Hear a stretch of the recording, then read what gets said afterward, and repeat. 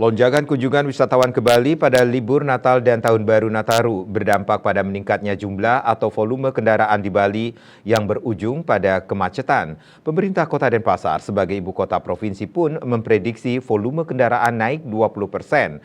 Kemacetan yang sudah terjadi di Bali dan naiknya volume kendaraan pada momen tertentu harus segera ditangani. Jika tidak, keberlangsungan pariwisata Bali akan terancam.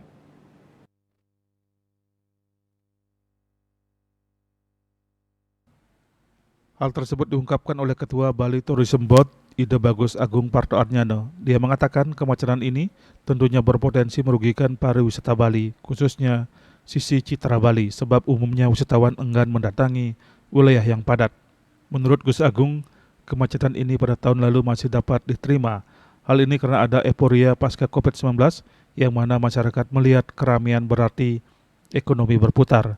Kemudian di tahun kedua kemacetan mulai memantik kekesalan.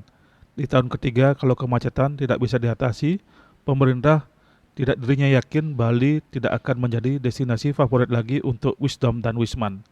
Menurutnya, peningkatan volume kendaraan yang terjadi di Bali, salah satunya dikarenakan harga tiket pesawat yang mahal, sehingga banyak yang memilih datang ke Bali dengan kendaraan pribadi atau travel.